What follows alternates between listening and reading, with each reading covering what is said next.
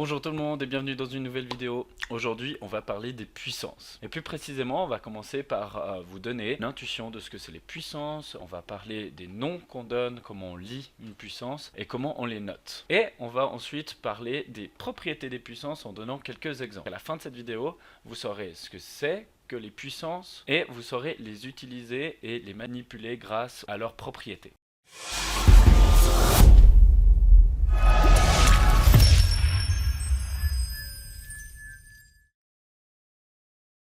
On commence tout de suite par les notations, le vocabulaire et vous donner une petite intuition. Une puissance, c'est quand on multiplie plusieurs fois un même nombre. Par exemple, si j'écris 2 fois 2 fois 2 fois 2, on cherche à écrire ça de manière plus courte. On le fait de la manière suivante.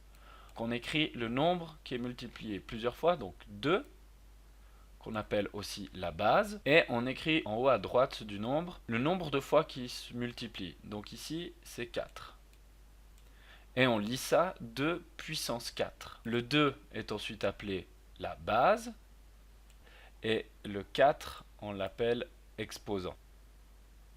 Donc ça se lit 2 puissance 4. Et bien sûr on peut avoir n'importe quel nombre à la base et n'importe quel nombre en puissance. Par exemple je pourrais très bien avoir 2 puissance 3, donc ça se traduit par 2 puissance 3, 2 fois 2 fois 2, qui donne 8. Donc on pourrait aussi avoir bien sûr, par exemple, 3 puissance 3, qui vaut donc 3 fois 3 fois 3, qui nous donne 27. Maintenant, comme j'ai dit, on peut avoir n'importe quel nombre à la base et n'importe quel nombre en exposant. Mais qu'est-ce qui se passe si par exemple on a 2 puissance 0? Donc ça voudrait dire que le 2 apparaît 0 fois. Donc pour avoir une intuition, on va essayer de baisser les puissances une par une. Donc là on a 2 puissance 3. Regarde qu'est-ce qui se passe avec 2 puissance 2. Donc 2 puissance 2, ça nous donne 2 fois 2, 4. Et on voit que par rapport à 2 puissance 3, on a simplement divisé par 2. Ensuite, qu'est-ce qui se passe avec 2 puissance 1?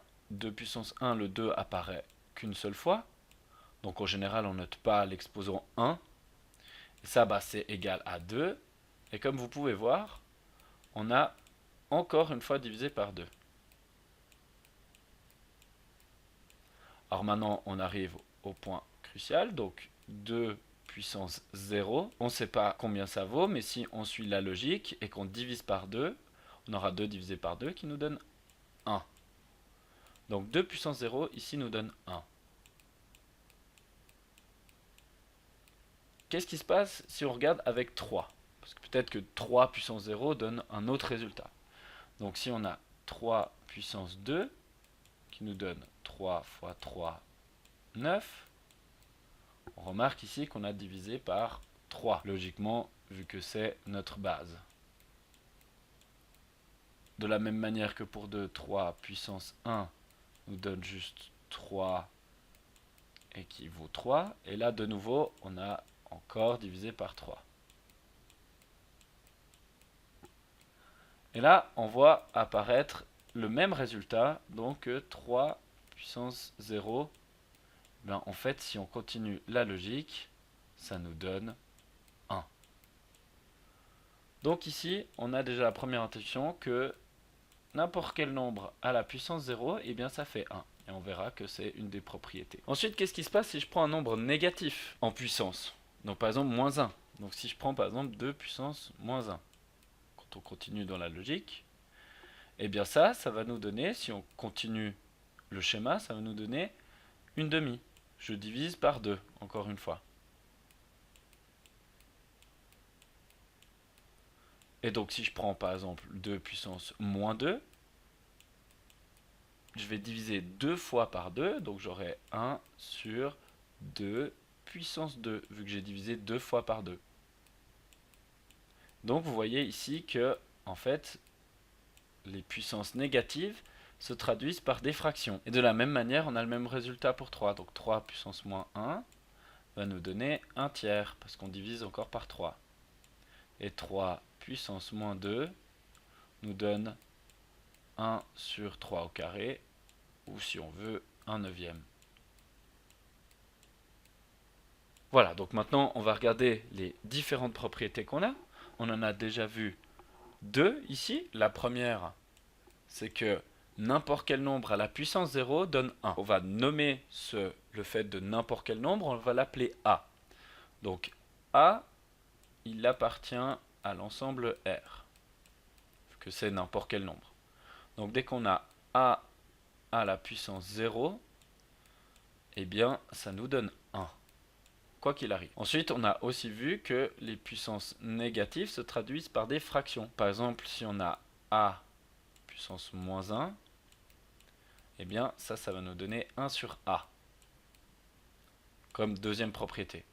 Et bien sûr, en exposant, on n'est pas obligé d'avoir que moins 1. On peut avoir par exemple moins 2, comme on a vu avant. On va traduire ça par A puissance moins n. On va dire que n, c'est aussi n'importe quel nombre qui appartient à R. Et ça va nous donner une fraction, donc 1 divisé par A à la puissance n. Voilà, on a déjà vu des exemples, donc je vous en donne encore là. Donc par exemple, 5 puissance 0 va nous donner 1. Aussi, un nombre un peu plus bizarre, par exemple 3,7 à la puissance 0 va également nous donner 1. Ici, si par exemple j'ai 17 à la puissance moins 1, ça va nous donner eh bien, 1 divisé par 17. Et ici, si j'ai par exemple 5 à la puissance moins 3, eh bien, ça va me donner 1 sur 5 puissance 3. Ensuite, une propriété importante, c'est que si on a une multiplication de nombres, donc par exemple A fois un autre nombre, B, donc B, c'est aussi un nombre qui appartient à R, vu que ça peut être n'importe quel nombre. À la puissance n, on va simplement pouvoir distribuer la puissance, donc ça va donner A puissance n fois B puissance n. Voilà, donc un exemple, ce serait, par exemple, si on a 3 fois 5 au carré, eh bien ça va nous donner 3 au carré fois 5 au carré.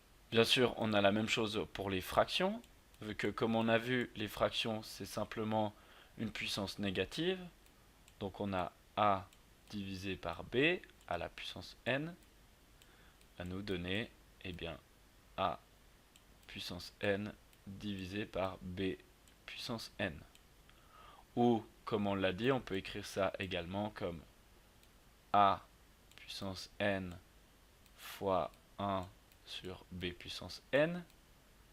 Et ensuite, on utilise la règle numéro 3 et on a que A puissance n fois B puissance moins n.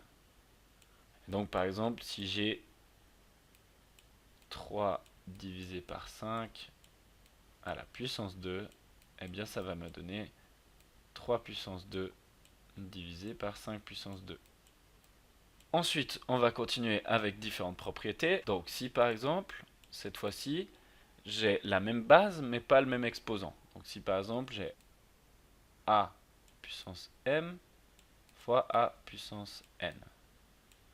Et bien ça c'est notre cinquième propriété et ça va nous donner simplement A puissance m plus n.